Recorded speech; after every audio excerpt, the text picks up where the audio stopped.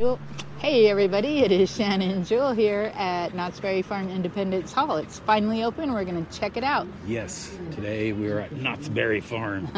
Beautiful day. Hot dang.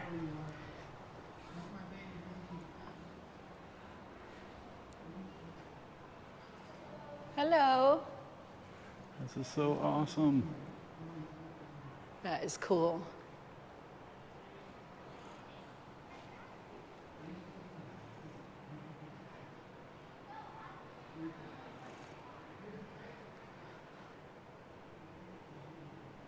Knott's Berry Farm proudly presents A Storm in Philadelphia, July 1776, the making of the Declaration of Independence, a sight and sound experience designed to remind you of our American heritage and honor the memory of those 56 brave men who signed the declarative document. Well, here's the bell.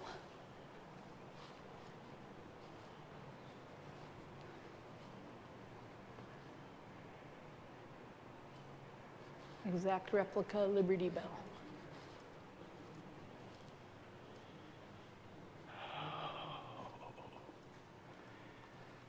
So awesome. And a 17th century Italian harpsichord. Holy smokes. Could you imagine?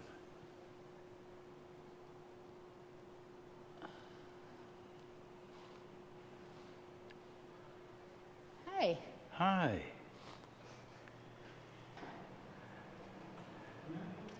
Been waiting for this place to be open.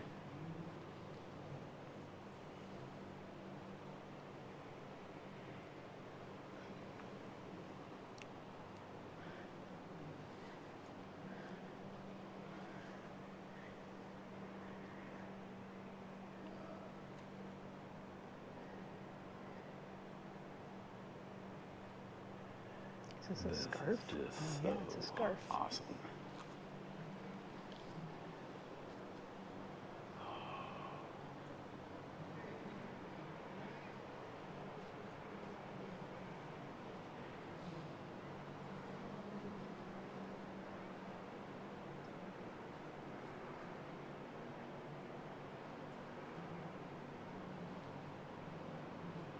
Oh, those are cute little pewter.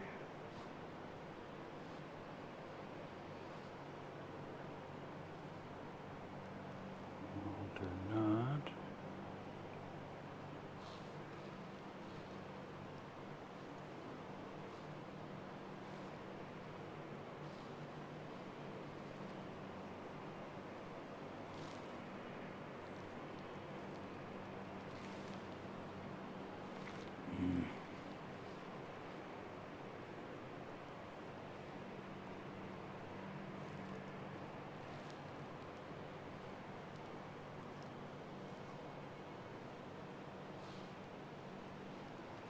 George Washington, Ronald Reagan. Woo-hoo.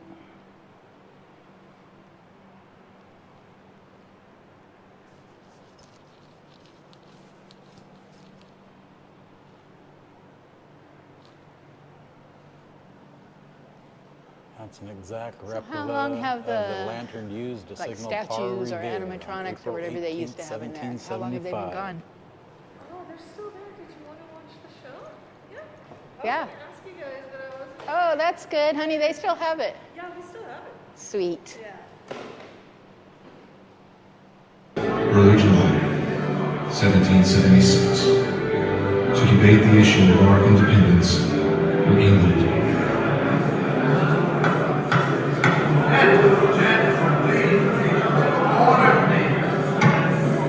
Order, please, gentlemen.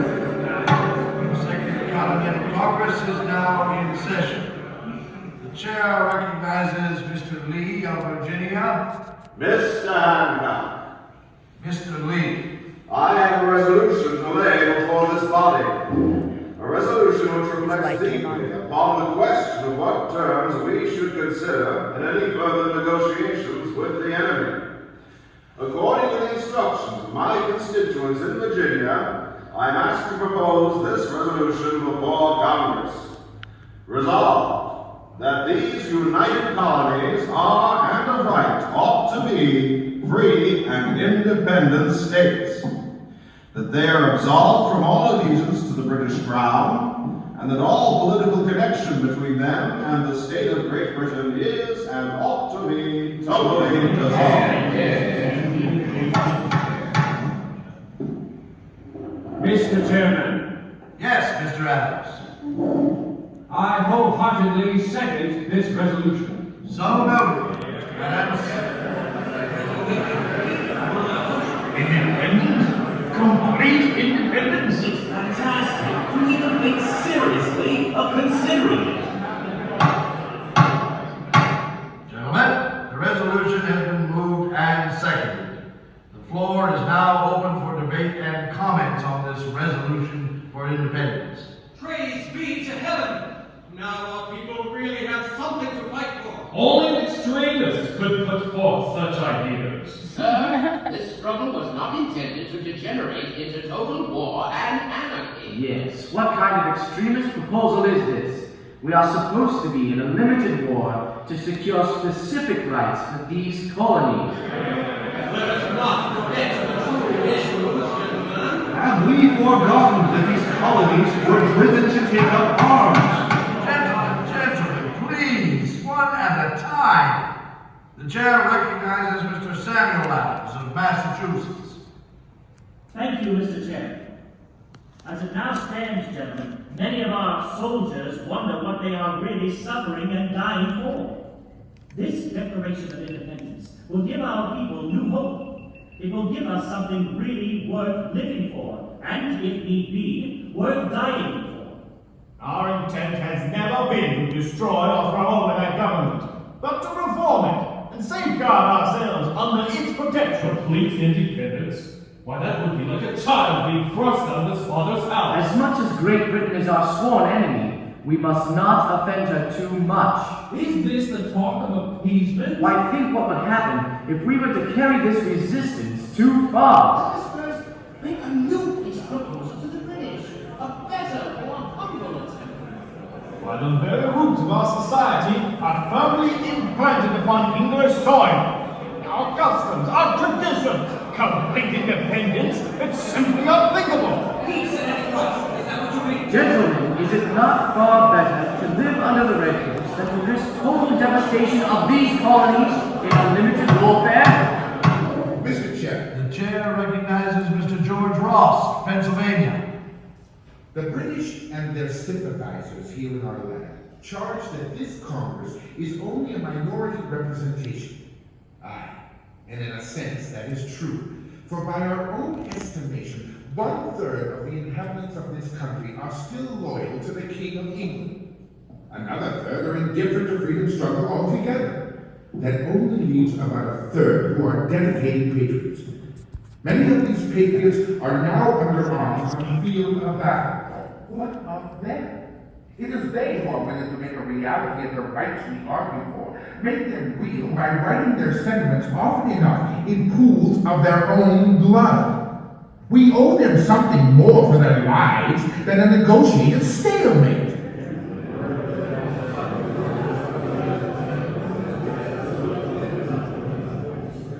But gentlemen, I maintain that if we adopt this declaration, the British will lay waste to all our towns from sheer vengeance. Sir, I wish your sentiments for independence were as strong as your snuff.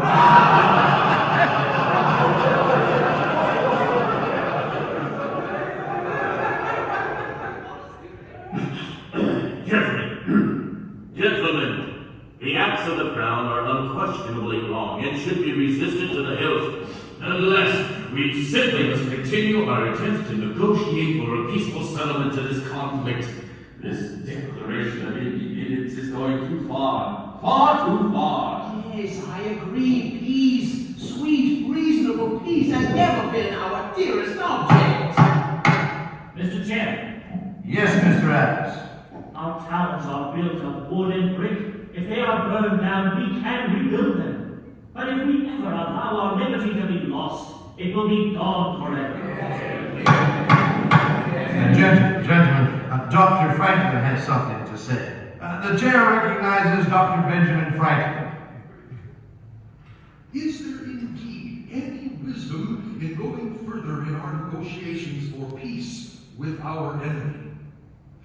There is a little French fable that reveals the truth of this matter far better than any of my words. It seems that one fine day, a farmer assembles the tenants of his barnyard and with sweet solemnity says, "Dear animals, I have assembled you here to advise me with what sauce I shall cook you." "Cluck, cluck, cluck," exclaims an insurrectionary chicken. "We don't want to be eaten at all." To which the urbane chairman replies, "My child, you wander from the point."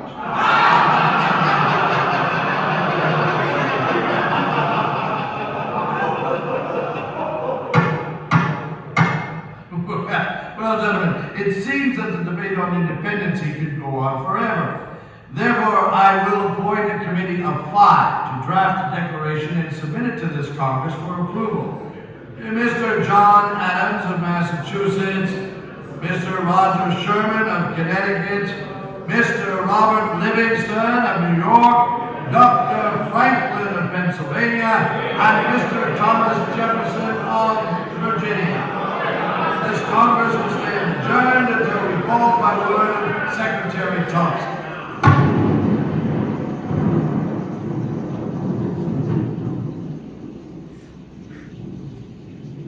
Consider carefully, gentlemen, very carefully, for this Declaration of Independence burns all bridges. It takes us across the deadline. Exactly. None of us can ever turn on the old road, except with a rope around our neck. We do not feel ourselves to consider, for as we know, if this declaration is adopted, it will be considered the ultimate act of high treason against the crown. The fate of our wives and children will be equally at stake. Dun, dun, dun.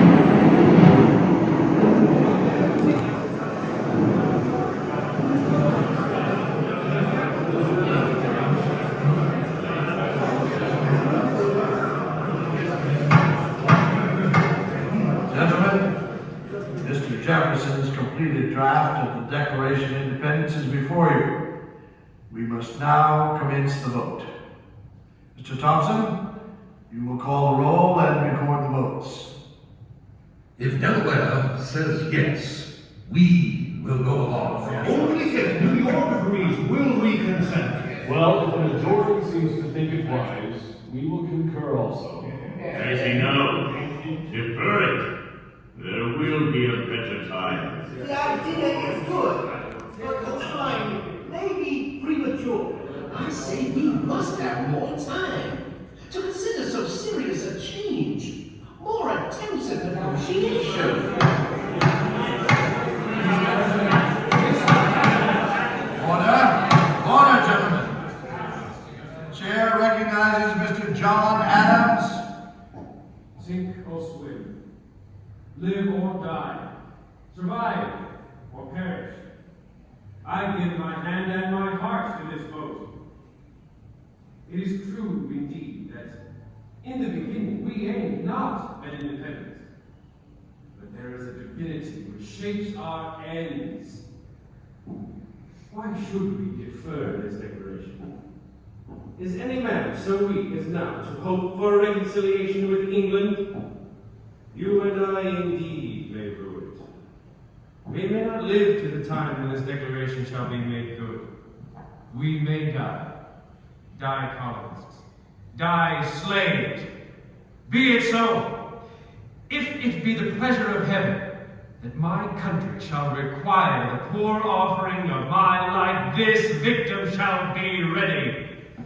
But while I do live, let me have a country.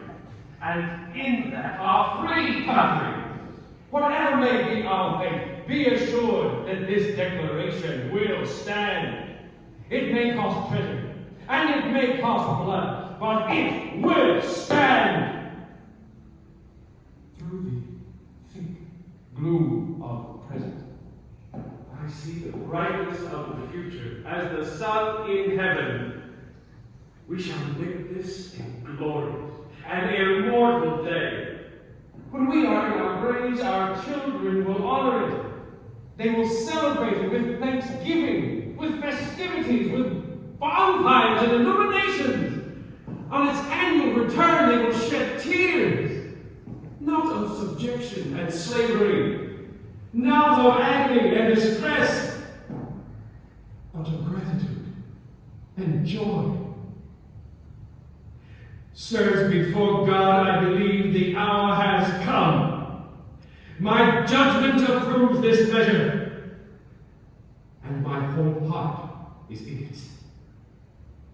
All that I have, all that I am, and all that I hope in this life, I am now here, ready to stake upon. And I leave off as I began, and live or die, survive or perish. I am for this declaration. It is my living sentiment. By the blessing of God, it shall be my dying sentiment. Independence now. Independence forever.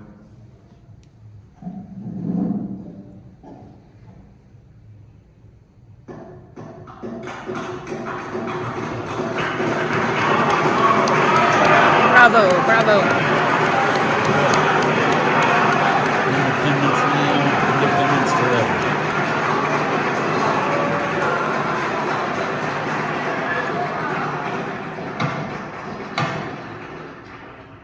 Thank you for your sentiments, Mr. Adams.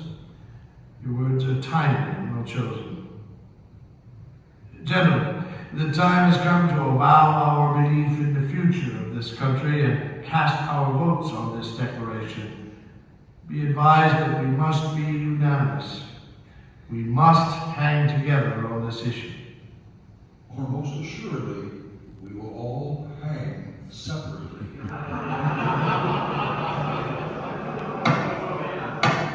Mr. Thompson, proceed with the roll call, if you please. New Hampshire, New Hampshire, vote aye. Massachusetts, vote aye.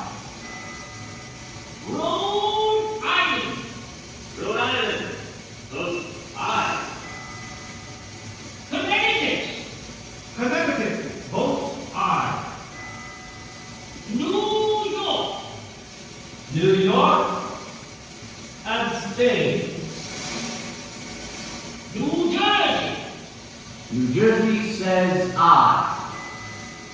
Pennsylvania, I still strongly disagree. Pennsylvania votes aye. Delaware, Delaware votes aye. Virginia, Virginia proudly says aye. Maryland, Maryland votes aye. North Carolina, North Carolina votes aye. South Carolina, South Carolina says aye. Georgia, Georgia votes aye.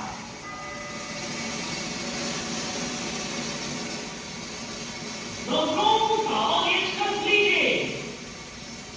The final vote is unanimous.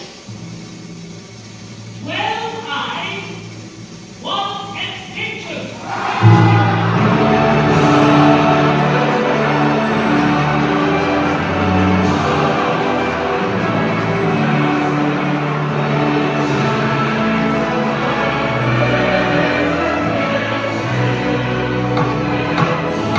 Gentlemen, the Declaration of Independence has been accepted without a single dissenting vote.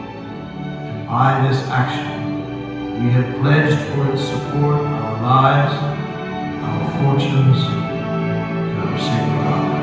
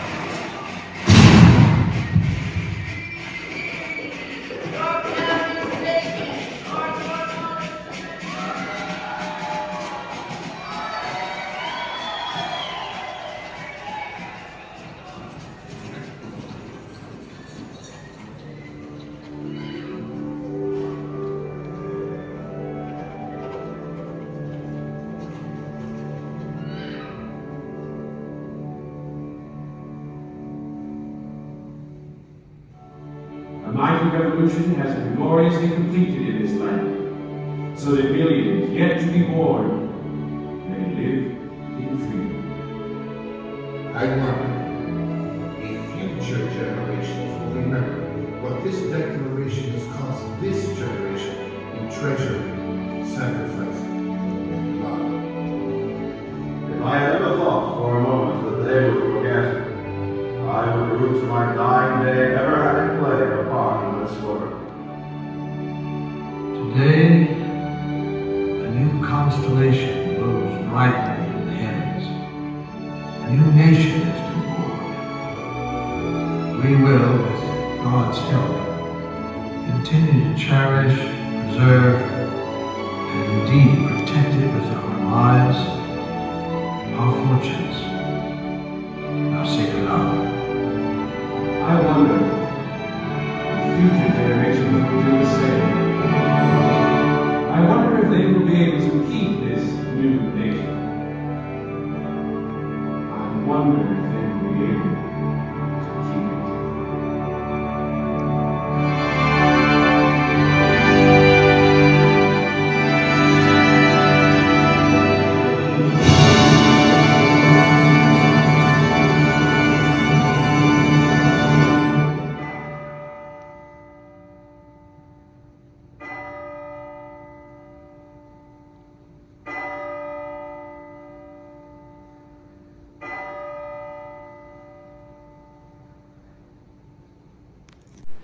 Okay, so that was the... Independence Hall at Knott's Berry Farm. And they did the signing, well, I guess it wasn't really the signing of the Declaration. They did the voting on it. Yes. So it was really interesting. Watch the video. It's very cool. If you're like me and see it, my shirt, it says Land Pirate, but look, the patriotic puppy. It's ironic that I wore that shirt and we got into Independence Hall. So I'm very happy. Happy. Okay, and until next time. see you soon.